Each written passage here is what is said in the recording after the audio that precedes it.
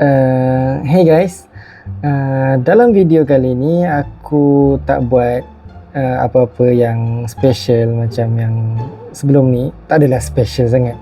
Lebih kepada dalam video kali ni aku nak buat video tentang aku pergi ke klinik Dr. Muhaya yang dikenali sebagai, kalau tak silap, ikonik. So, jom. Even if you want to go alone, I will be waiting when you're coming home. Eventually, it's in the story of my life. The things I love, I had to sacrifice. And now they're Sekarang ni kita dah sampai dekat Kuala Lumpur kot rasanya lah. So kita duduk dekat homestay sebab aku punya appointment dengan dekat ikonik tu esok. So ya, kita bermalam dekat sini dulu. Ada homestay dekat sini. So ya. So guys, aku baru je lepas semayang kan dekat homestay ni. So apa yang aku perasan adalah homestay ni nice gila. Dia boleh tahan cantik homestay ni.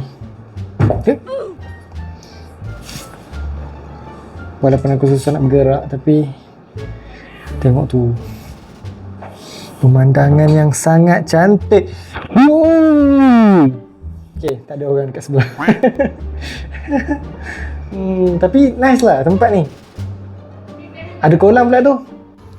So inilah dia balkoni yang ada dekat dalam bilik aku. So boleh tahan lah. Kamera aku ni boleh nampak macam-macam, tapi aku tak nampak langsung waktu malam. Aku tak buka flash kan.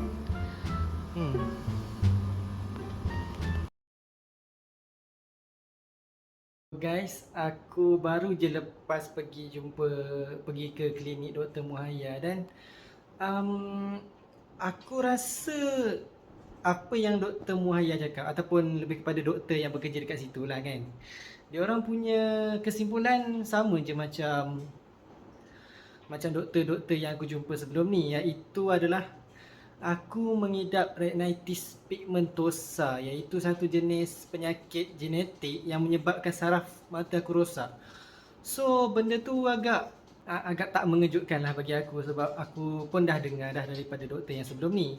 Cuma yang membuatkan aku lebih agak keliru daripada yang sebelum ni adalah apa yang aku faham daripada klinik Dr. Muhaya adalah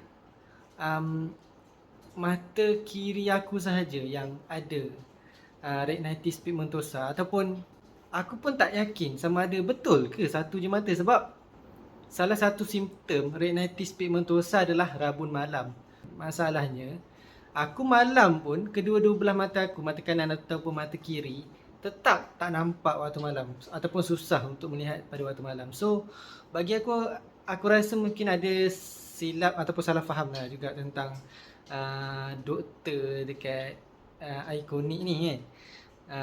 Tapi aku tak salahkan doktor lah, sebab doktor kan dia cuma mengkaji kan, dia tak boleh nak tahu dengan tepat. Sebab kalau ikutkan doktor yang aku jumpa sebelum ni dekat pusat mata dekat rumah aku, berdekatan dengan rumah aku, dia orang cakap yang kedua-dua mata aku mengalami retinitis pigmentosa, cuma sebelah kiri, mata kiri aku yang lebih teruk.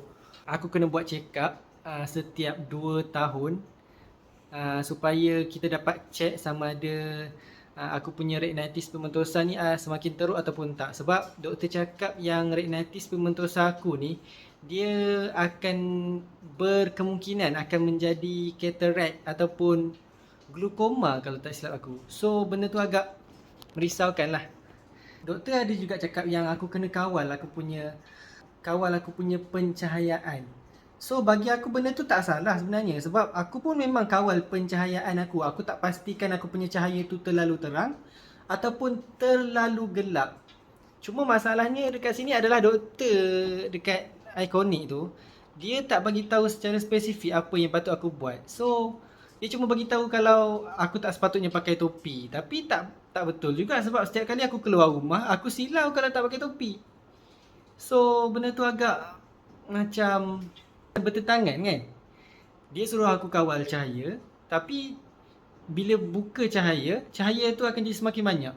Maksudnya takkan aku nak kawal menggunakan mata aku sebab mata aku tak boleh buat macam tu. Sebab aku tak pastilah sama ada aku nak kena adaptasi ataupun tak. Tapi aku tak rasa, ataupun mungkin aku kena kaji balik ataupun kena tanya Google ke ChatGPT ke Gemini ke kan. So doktor cakap yang rawatan untuk retinitis pigmentosa ni masih lagi belum ada. So agak susah lah untuk rawat ataupun aku kena hidup dengan macam ni lah, tutup mata sebelah, jalan pakai tongkat dan sebagainya. So benda tu agak mencabar lah, tapi mencabar yang ada jalan dia. Kita kena belajar lah, kena buat pilihan sama ada kita nak belajar untuk jadi apa, terima keadaan, dan belajar untuk apa kata, hidup dengan keadaan yang macam ni, ataupun kita nak mengalah dan menyalahkan takdir. So yalah, pilihan yang betul, yang baik adalah aku kena belajar untuk hidup macam ni. So itu saja video aku dalam kali ni. Sorry lah aku tak boleh nak record aku dekat klinik ikonik tu sebab terlalu ramai, so aku takut mengganggu. So aku tak record. Okay, bye.